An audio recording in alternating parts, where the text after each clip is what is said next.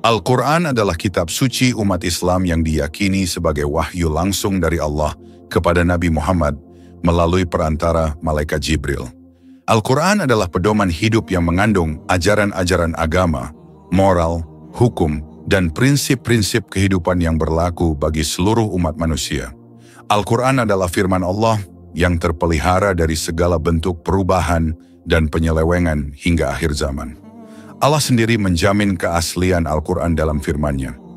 Sesungguhnya kamilah yang menurunkan Al-Quran dan sesungguhnya kami benar-benar menjaganya. Quran Surah Al-Hijr 15:9. Jaminan ini memastikan bahwa Al-Quran tetap murni sebagai petunjuk ilahi bagi seluruh umat manusia.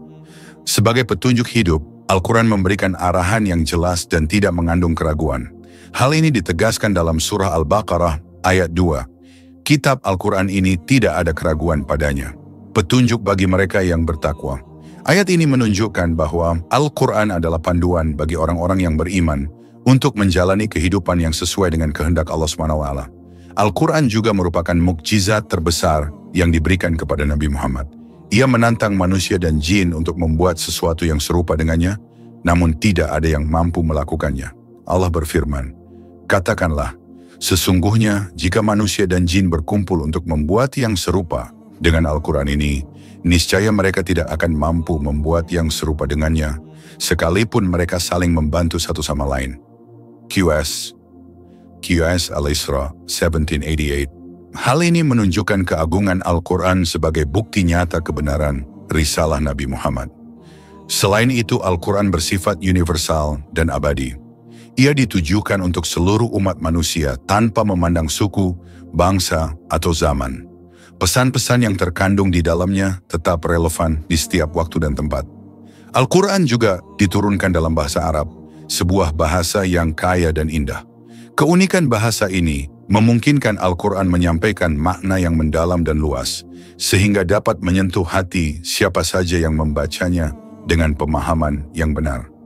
Dengan karakteristik-karakteristik tersebut, Al-Quran menjadi pedoman hidup yang sempurna bagi manusia, membawa cahaya kebenaran yang membimbing umat menuju kebahagiaan dunia dan akhirat.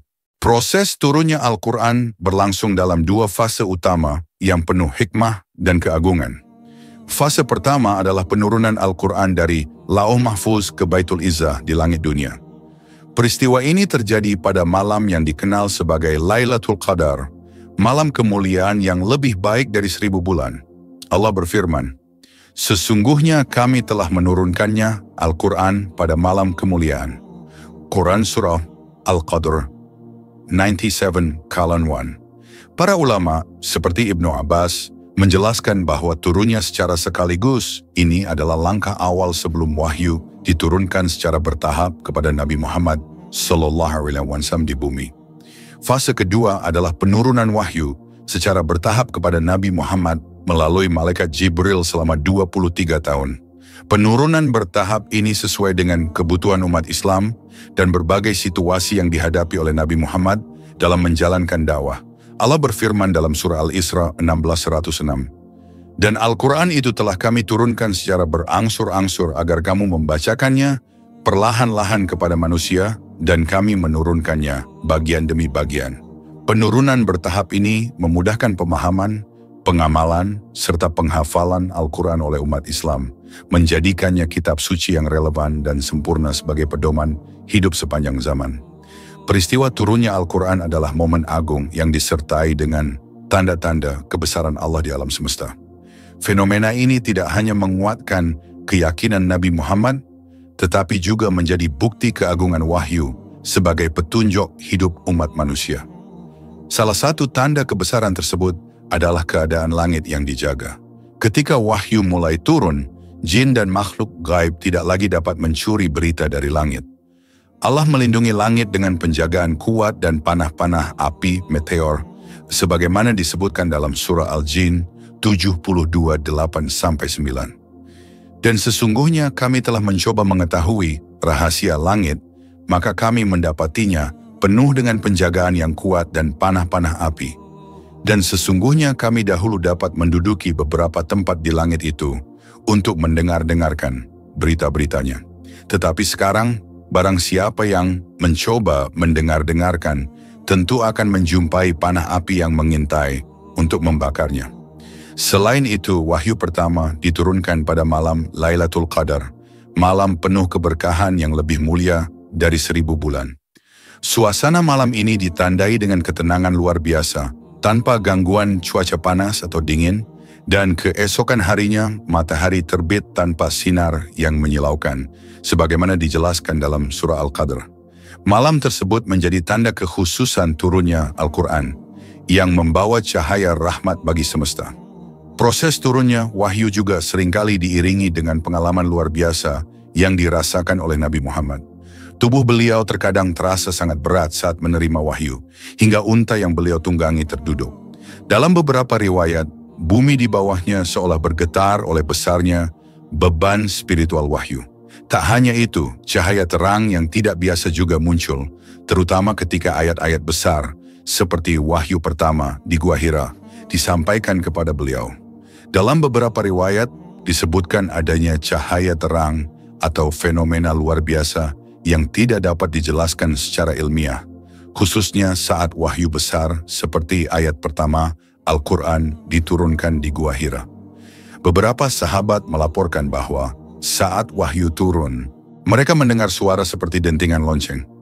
Nabi sendiri mengisyaratkan bahwa suara ini adalah bentuk komunikasi wahyu yang paling berat. Lingkungan sekitar Nabi juga seringkali menjadi saksi keajaiban wahyu. Ketika wahyu turun, suasana di sekitar Mekah dan Madinah berubah, mencerminkan rasa aman, damai dan ketenangan yang luar biasa, meskipun dalam situasi genting. Semua fenomena ini menegaskan bahwa Al-Quran bukanlah kitab biasa, melainkan wahyu ilahi yang mengandung petunjuk hidup bagi umat manusia hingga akhir zaman. Malaikat Jibril memiliki peran penting dalam menyampaikan wahyu Al-Quran kepada Nabi Muhammad. Sebagai utusan Allah, Jibril adalah malaikat yang memiliki kekuatan luar biasa dan kedudukan yang tinggi. Dalam bentuk aslinya, Jibril terlihat sangat besar dan menakjubkan, sebagaimana disebutkan dalam surah An-Najm 53, 13-14. Dan sungguh Muhammad telah melihat Jibril dalam rupa yang asli pada waktu yang lain di Sidratul Muntaha. Wujud aslinya yang agung ini hanya beberapa kali diperlihatkan kepada Nabi Muhammad SAW. Namun dalam banyak kesempatan, Jibril hadir dalam wujud manusia, seringkali dengan penampilan yang menenangkan dan mudah dikenali, seperti yang pernah disaksikan oleh para sahabat. Kehadiran Jibril sebagai perantara wahyu menegaskan keagungan proses penyampaian firman Allah kepada Nabi Muhammad. Detik-detik awal turunnya wahyu adalah peristiwa bersejarah yang terjadi di Gua Hira, sebuah tempat sunyi di Jabal Nur dekat Mekah. Nabi Muhammad sering menyendiri di sana untuk beribadah dan mencari ketenangan jauh dari keramaian dunia. Pada suatu malam di bulan Ramadan, wahyu pertama diturunkan oleh Allah melalui malaikat Jibril. Saat itu Jibril mendekat dan memerintahkan Nabi Muhammad SAW untuk membaca Iqra. Nabi yang tidak bisa membaca menjawab, "Aku tidak bisa membaca." Dialog ini terjadi 3 kali hingga akhirnya Jibril menyampaikan wahyu pertama, yakni surah Al-Alaq 96:1-5. Bacalah dengan menyebut nama Tuhanmu yang menciptakan. Dia telah menciptakan manusia dari segumpal darah. Bacalah, dan Tuhanmu lah yang maha mulia. Wahyu pertama ini menjadi awal dari misi kenabian Nabi Muhammad, menandai dimulainya penyampaian risalah ilahi kepada umat manusia. Al-Quran adalah kitab suci yang memiliki perjalanan luar biasa sebelum menjadi pedoman hidup umat manusia. Pada malam Lailatul Qadar, malam penuh kemuliaan, Al-Quran diturunkan secara sekaligus dari Lauh Mahfuz ke Baitul Izzah di langit dunia. Peristiwa ini dijelaskan dalam firman Allah, "Sesungguhnya kami telah menurunkannya, Al-Quran, pada malam kemuliaan." Surah Al-Qadr 97:1. Penurunan ini menjadi awal dari proses penyampaian wahyu yang penuh hikmah kepada Nabi Muhammad SAW. Setelah itu, Al-Quran diturunkan secara bertahap melalui perantara malaikat Jibril selama 23 tahun.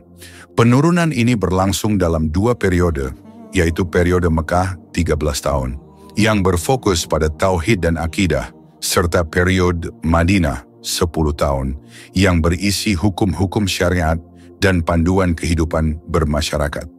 Penurunan wahyu secara bertahap memiliki hikmah besar.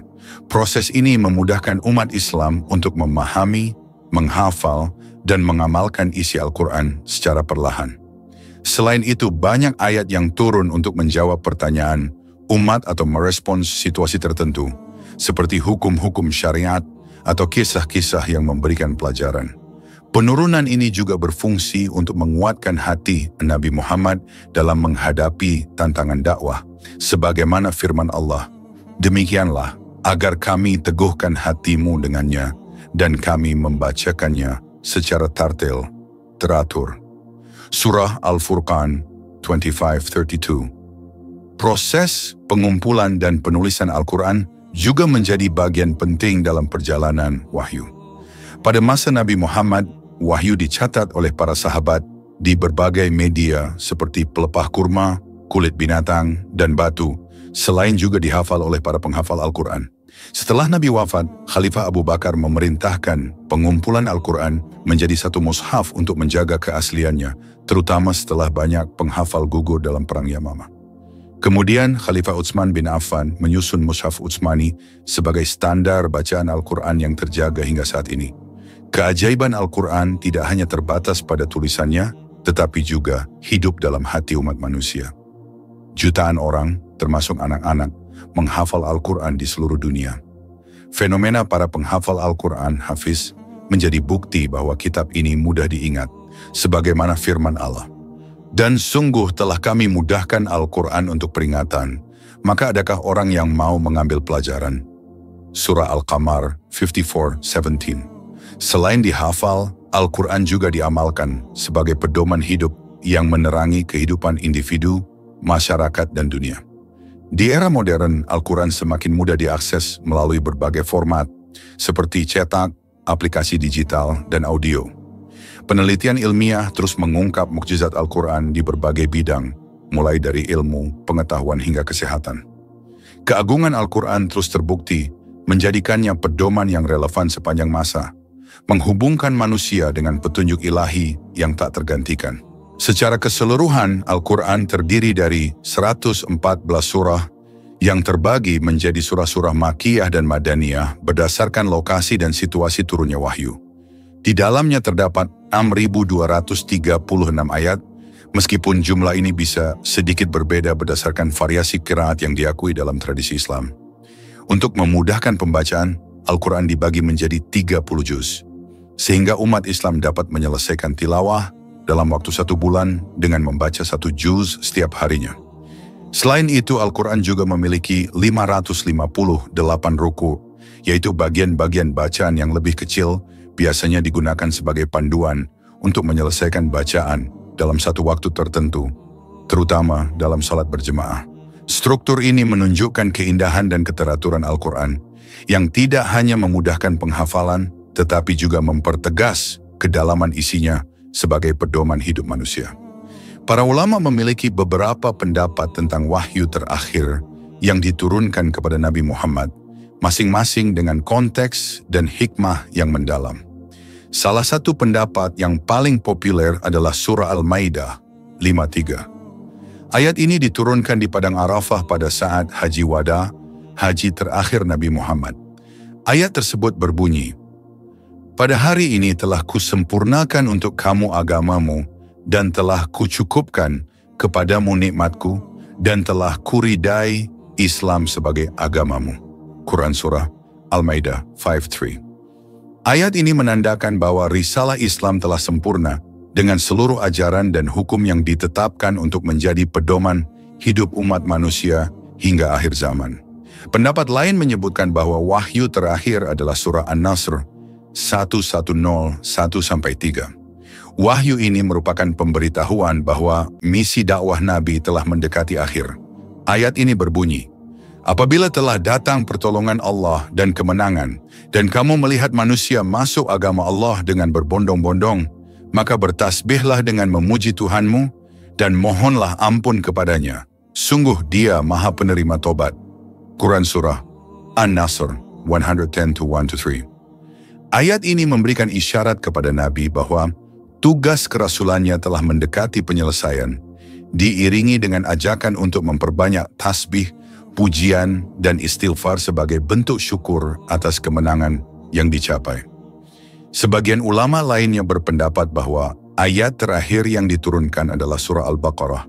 Al-Quran, surah kedua, ayat 281, yang berisi pesan pengingat akan tanggung jawab manusia di hadapan Allah. Dan takutlah kamu pada hari ketika kamu semua dikembalikan kepada Allah. Kemudian setiap orang diberi balasan yang sempurna sesuai dengan apa yang dikerjakannya, dan mereka tidak dirugikan. Quran Surah Al-Baqarah 2281. Ayat ini berfungsi sebagai peringatan akhir bahwa setiap manusia akan mempertanggungjawabkan amalnya di akhirat. Ketiga pendapat ini menunjukkan bahwa wahyu terakhir memiliki pesan-pesan penting yang menjadi pelengkap risalah Islam, baik dalam bentuk penyempurnaan agama, kemenangan dakwah, maupun peringatan akan akhir kehidupan. Semuanya mengukuhkan Al-Quran sebagai pedoman hidup yang sempurna dan relevan sepanjang masa.